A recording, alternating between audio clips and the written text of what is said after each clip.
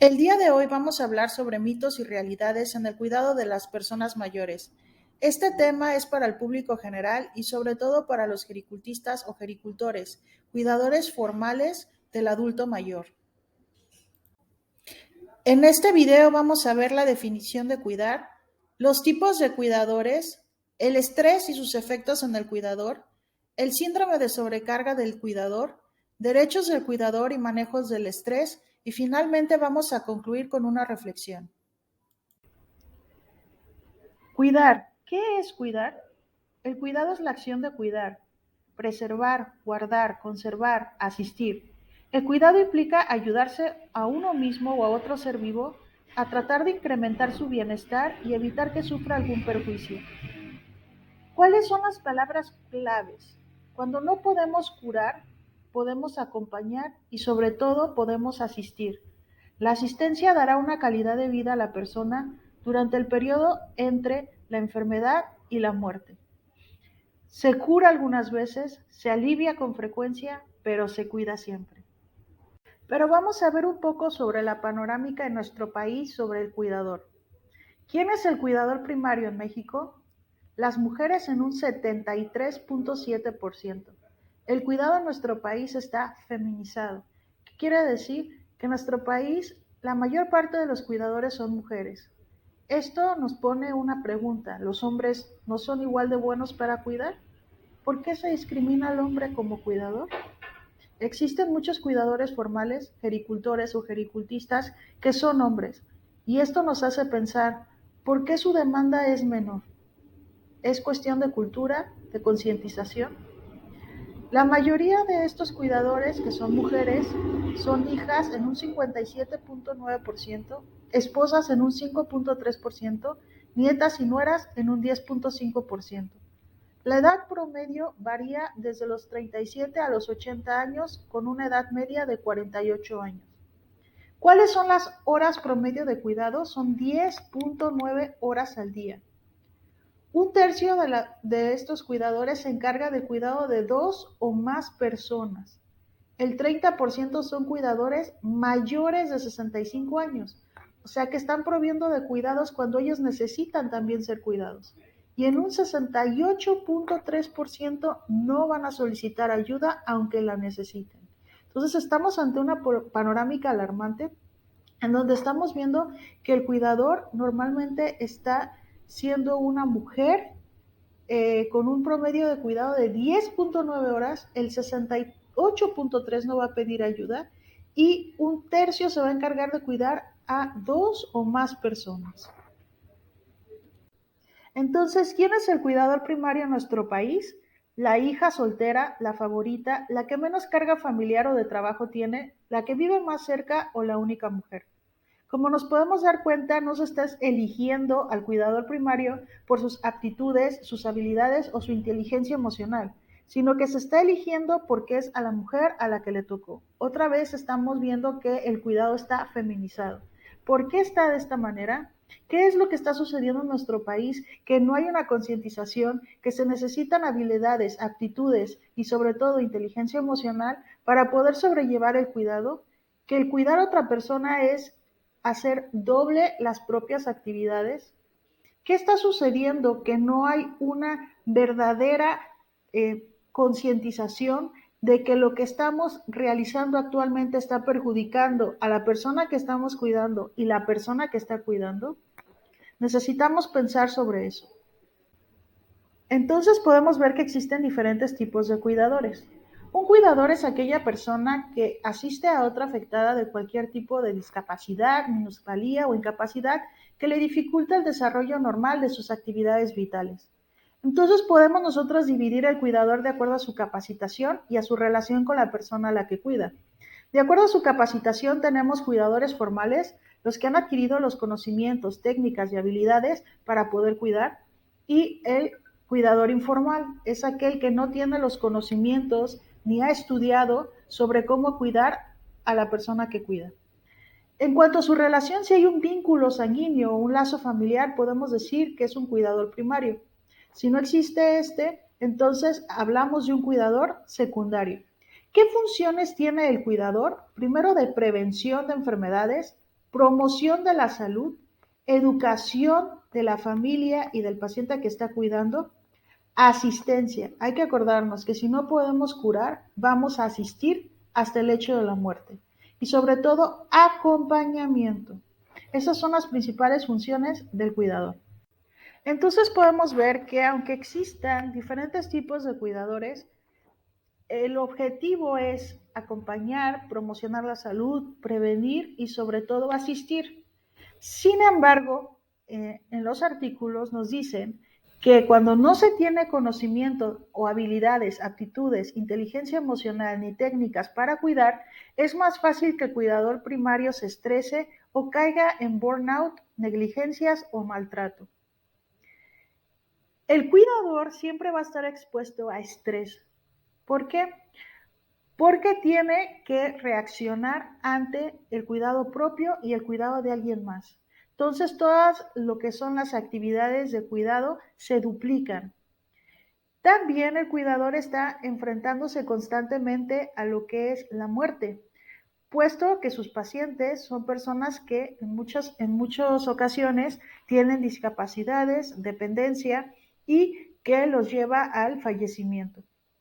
El trabajo del gericultor o del cuidador, tanto formal como informal, es acompañar, asistir al paciente hasta la muerte.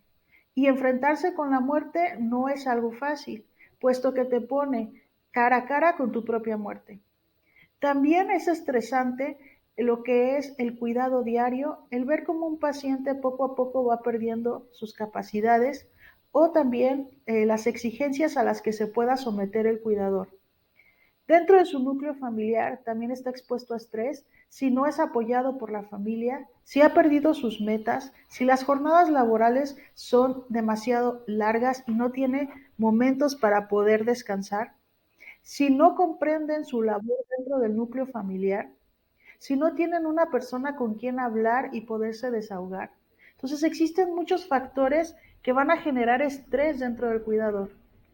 ¿Qué es el estrés entonces? Es el conjunto de reacciones fisiológicas que prepara el organismo para la acción. Es un sistema de alerta biológico necesario para la supervivencia.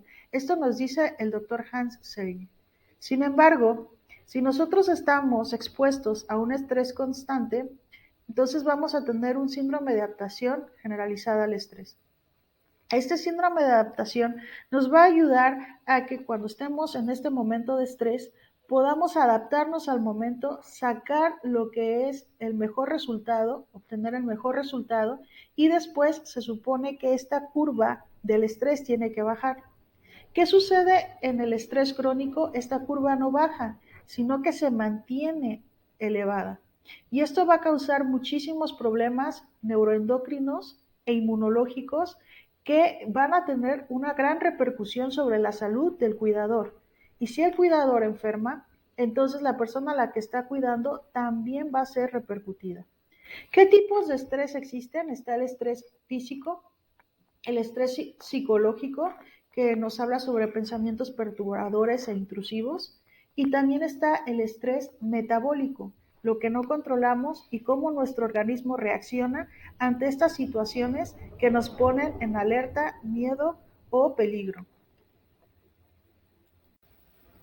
¿Qué sucede cuando estamos expuestos al estrés? Inicia una fase de alarma en donde se presenta esta nueva situación que nos está generando miedo, ansiedad, que nos está generando este sentimiento de alerta.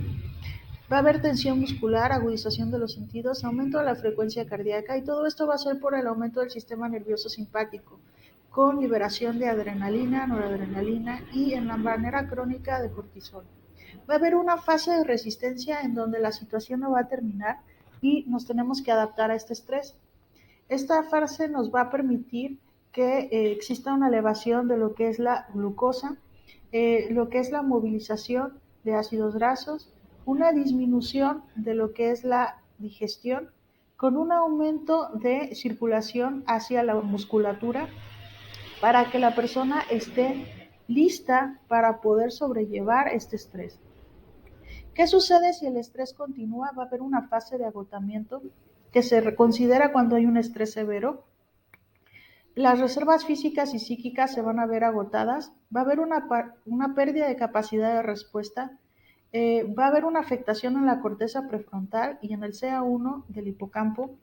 ¿Y qué va a suceder? Bueno, la persona va a tener cambios neuroendocrinos con disautonomía que lo va a llevar a un estrés crónico, a una incapacidad para responder y controlar su entorno, trastornos del sueño, sensación de agotamiento y sobre todo enfermedades psicosomáticas. En la parte derecha podemos ver lo que es una película que se llama Mood. Esta película fue dirigida por el director en el 2012 que se llama Michael Haneke y nos habla sobre el amor y la intimidad, pero sobre todo nos habla sobre las dificultades que tienen las personas para poder cuidar a otras cuando caen en dependencia o en discapacidad, llegando a rebasar sus límites y las medidas que pueden tomar estas personas, estos cuidadores primarios, ante la gran necesidad y dependencia física que puede llegar a tener, y tanto física como emocional que puede llegar a tener la persona cuidada y que van a generar un estrés crónico y un agotamiento por parte del cuidador primario. Les recomiendo puedan ver esta película porque nos puede ayudar a reflexionar sobre lo que sucede cuando un cuidador primario pide ayuda a personas que están capacitadas para el cuidado y sin embargo no cubren las expectativas por ciertas características que vienen descritas en la película que lo llevan a ya no pedir ayuda, como vimos que un 68.3% de los cuidadores ya no piden ayuda cuando lo necesitan, que lo lleva a no pedir ayuda, que lo lleva a encerrarse y finalmente tomar una decisión que va a repercutir tanto su vida como la vida de la persona a la que está cuidando. Pero ¿a qué se expone el cuidador cuando está en este estrés crónico que no lo deja poder recuperarse de esta situación estresante y que lo lleva al agotamiento? Bueno, se habla de la carga alostática al padecimiento crónico de estresores. Este padecimiento crónico de agentes estresores va a llevar a alteraciones en el eje hipotálamo-hipófisis con una disminución de la actividad inmune, disfunción autonómica y alteraciones del ciclo circadiano, que se van a traducir en malestar en el cuidador, generando lo que es un burnout o agotamiento o sobrecarga del cuidador, lo cual nos puede llevar a lo que es negligencia, maltrato, abuso en la persona que se está cuidando, además de aumento de la mortalidad del cuidador. Tenemos que pensar que si el cuidador fallece, ¿qué va a hacer de la persona cuidada? Cuando estamos expuestos a un estrés crónico, va a haber una disfunción de lo que es el eje hipófisis, hipotálamo, hipófisis, adrenal. Esta disfunción hipotalámica, hipófisis adrenal va a ser por el aumento de la secreción por la médula suprarrenal de cortisol. Hay tres lugares específicos en el cerebro que se van a ver afectados por este estrés crónico, que es la corteza prefrontal con sus funciones ejecutivas afectadas, lo que es la amígdala, parte del sistema límbico, que va a generar lo que es la afronta de estas emociones, el hipocampo, que tiene que ver con la respuesta emocional a lo que son diferentes estresores, que bueno, el aumento del cortisol va a causar estragos metabólicos como hiperglucemia, obesidad, sarcopenia, osteopenia, linfopenia e inflamación. Por el otro lado, va a haber un aumento de lo que es el sistema adrenérgico, con aumento de la actividad del sistema nervioso simpático. Va a haber un incremento de adrenalina y noradrenalina, provocando trastornos del sueño, ansiedad, angustia y depresión. Este binomio, angustia, depresión y ansiedad, este binomio más bien de ansiedad y depresión, es lo que nos va a llevar a la sobrecarga del cuidador. Hay que entender que el estrés agudo es una respuesta adaptativa, pero cuando se hace crónico va a resultar nocivo. El 32% de los cuidadores va a presentar algún tipo de colapso o sobrecarga del cuidador. Esto es en los que se ha detectado que tienen sobrecarga del cuidador. Entonces, esta disfunción neuroinmunoendocrina que se da por el estrés crónico va causando que el cuidador caiga en burnout. en la sobrecarga del cuidador. ¿Y dónde queda el cuidador entonces?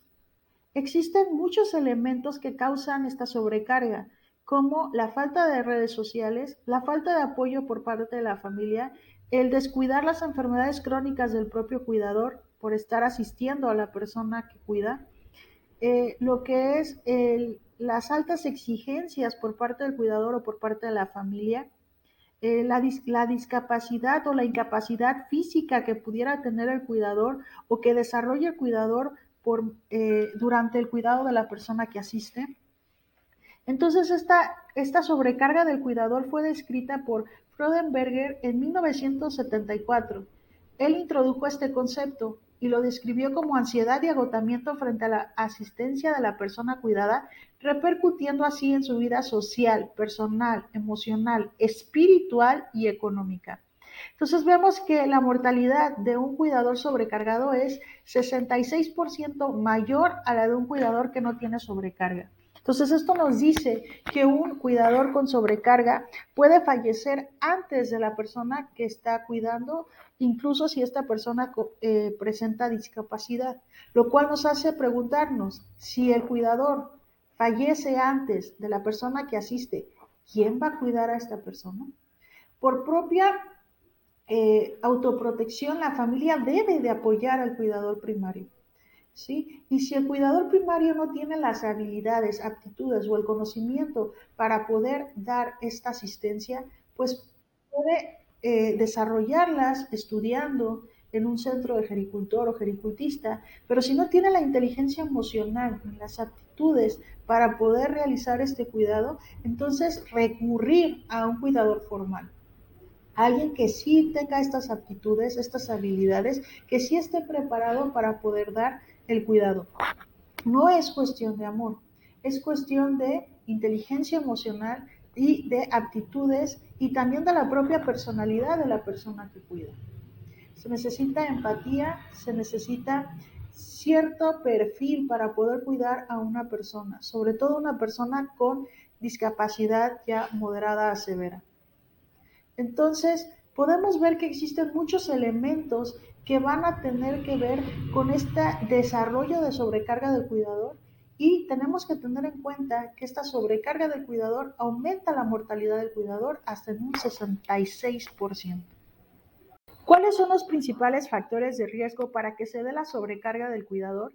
Primero, asistir solo al enfermo sin otra actividad. Es importante que el cuidador tenga pasatiempos, que tenga otras actividades programadas que sean de su agrado para no estar enfocado solamente al cuidar. El nivel de salud del cuidador. Es importante también saber que si el cuidador tiene muchas enfermedades crónicas, probablemente no sea el mejor cuidador primario para el paciente. Necesitamos ser honestos con nosotros mismos y saber, por ejemplo, que si se necesita mover a un paciente y padecemos de lumbalgia o enfermedades osteomusculares, pues no vamos a poder realizar esto de una manera adecuada. Entonces tenemos que pedir ayuda. Hay que acordarnos que el 68.3% de los cuidadores no piden ayuda. El sexo femenino y diversos roles familiares y laborales. Estamos viendo que un tercio de los cuidadores, que en la mayoría, en un 78.3% son mujeres, un tercio de los cuidadores tienen que cuidar a dos o más personas. Entonces, esto es algo que se interpone con un buen cuidado, puesto que este cuidador va a generar mayor sobrecarga y mayor estrés. No disponer de familiares cooperadores en el entorno cercano. El no tener una red familiar adecuada es un factor de riesgo para sobrecarga del cuidador. El no disponer de una persona íntima con la que podamos hablar, desahogarnos o poder decir las experiencias de la persona a la que estamos cuidando. La economía de la familia y los recursos que brinda.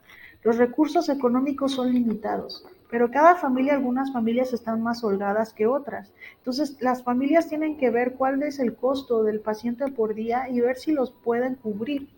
Si no pueden cubrir este costo, entonces van a mermar sobre la atención del paciente. Entonces es momento de pensar sobre la institucionalización o alguna otra medida que pueda mantener la calidad de vida del paciente sin mermar tanto la parte económica.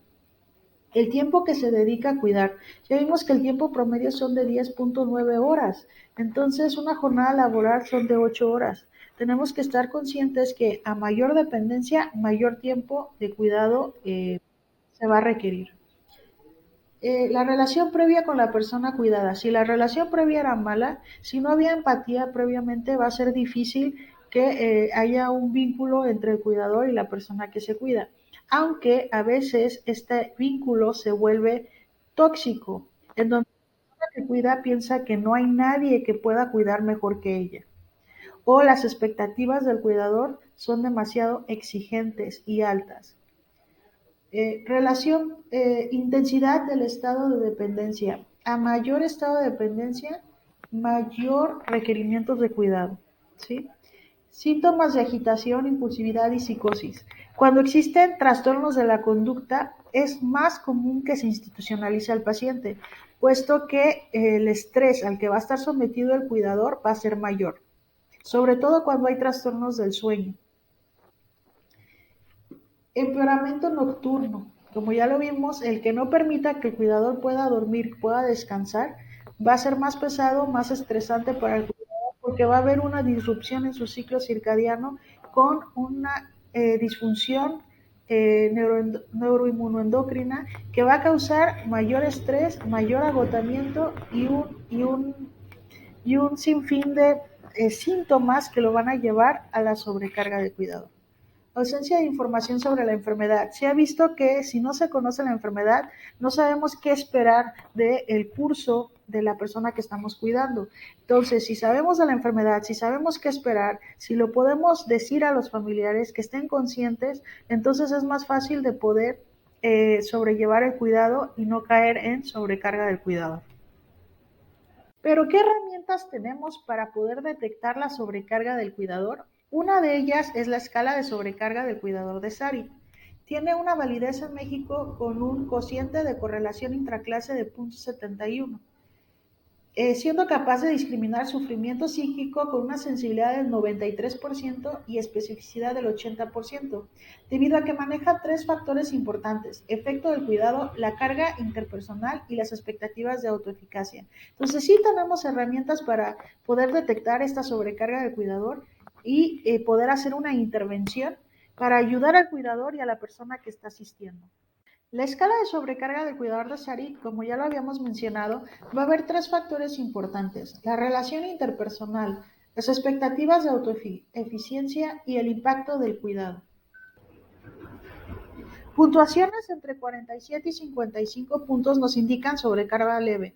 Puntuaciones mayores de 55 indican sobrecarga intensa. Si tiene puntuaciones superiores a 47, necesita modificar urgentemente su manera de cuidar a la persona mayor y va a requerir ayuda cuanto antes. Acordémonos que el 68.3% de los cuidadores no piden ayuda. ¿Qué valora esta sobrecarga del cuidador? Va a valorar el estrés crónico a la que está sometido el cuidador y sobre todo el burnout. ¿Qué preguntas incluyen en lo que es esta escala de sobrecarga del cuidador de Sari?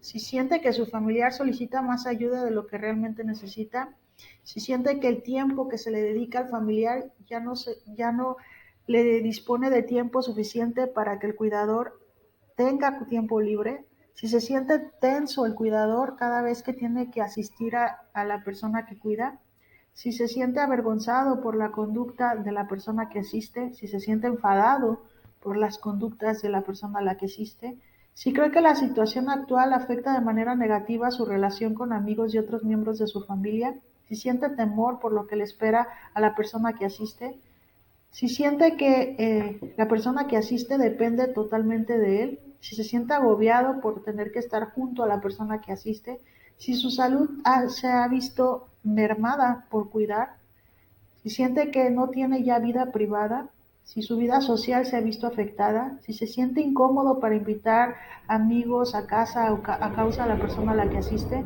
si cree que la persona que asiste espera que se le cuide como si fuera la única persona con la que pueda contar, si no dispone de dinero suficiente para la asistencia, si es incapaz de cuidar a la persona que asiste por más tiempo, si siente que ha perdido el control sobre su vida desde que se ha vuelto cuidador, si desearía poder encargar el cuidado a otra persona, si se siente inseguro acerca de lo que se debe de hacer con la persona a la que asiste, si siente que debería hacer más por la persona a la que asiste, si cree que alguien puede cuidar mejor a la persona que asiste y en general si se siente sobrecargado por tener que cuidar a la persona que asiste. Si nos fijamos, son muchos los rubros que va valorando esta escala de sobrecarga de cuidador que nos van a ayudar a hacer una intervención a tiempo y que nos va a hablar sobre la urgencia de esta intervención.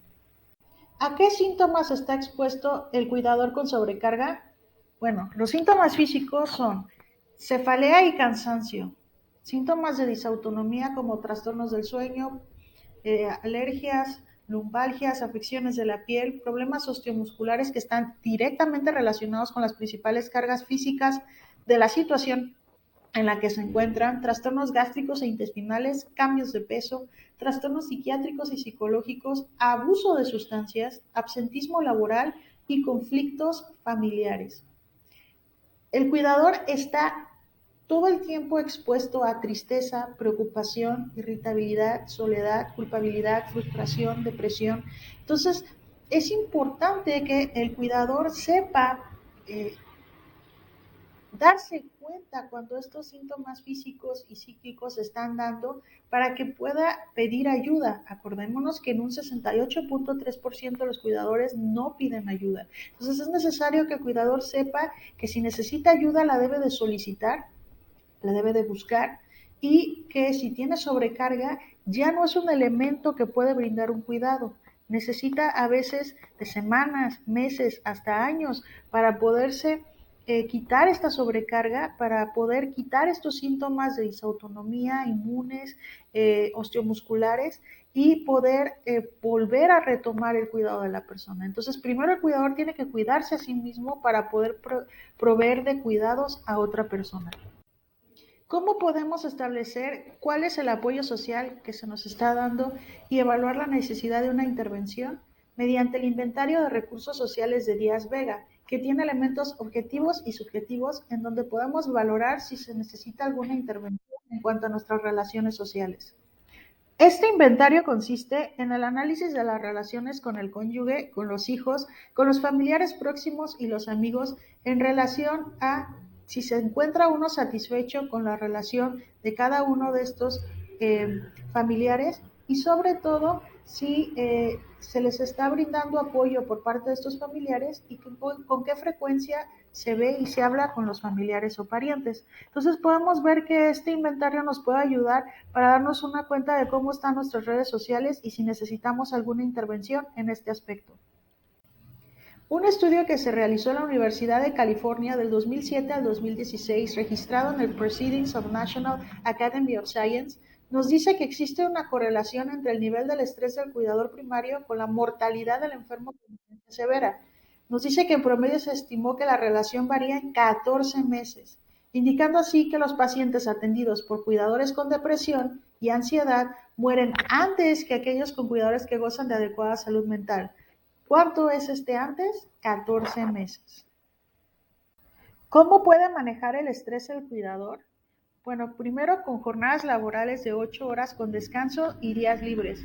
Mantener un estilo de vida saludable con una adecuada alimentación, basándonos en el plato del buen comer, ejercicio físico y mental, recreación y ocio y socialización. Ya vimos el inventario de Díaz Vega.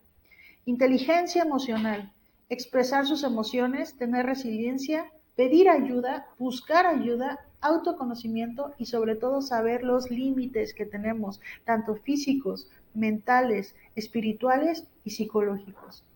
Información y orientación y preparación, conocer las etapas de la enfermedad a la que estamos nosotros expuestos, aprender técnicas de cuidado y sobre todo saber cuándo es el momento de la institucionalización.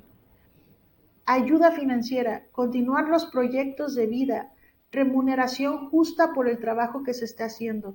Parece que hay mucho maltrato hacia el cuidador en el aspecto de que solamente se le mantiene mientras esté cuidando a la persona que asiste. Una vez que la persona que asiste fallece, el cuidador se queda sin trabajo y sin remuneración económica. Entonces es importante este aspecto también. ¿Cuáles son los derechos del cuidador? A solicitar información sobre todo aquello que no comprenda, a dedicarse tiempo sin tener sentimientos de culpa, a aprender y a disfrutar el tiempo para aprender, a experimentar sentimientos negativos por ver a su familiar enfermo, a ser reconocidos como miembros valiosos de la sociedad, a cuidar de su futuro, a expresar sus sentimientos, a equivocarse, a poner límites a las demandas excesivas, a ser reconocidos como miembros valiosos de la familia, a ser tratados con respeto por aquellos a quienes se les solicita la ayuda, a buscar soluciones a problemas que se ajusten a sus necesidades y a los de sus familiares. Entonces el cuidador también tiene derechos, ¿sí? Y uno de los derechos más importantes es a equivocarse, ¿sí? Siempre y cuando no sea con un afán de dañar a otra persona, ¿sí?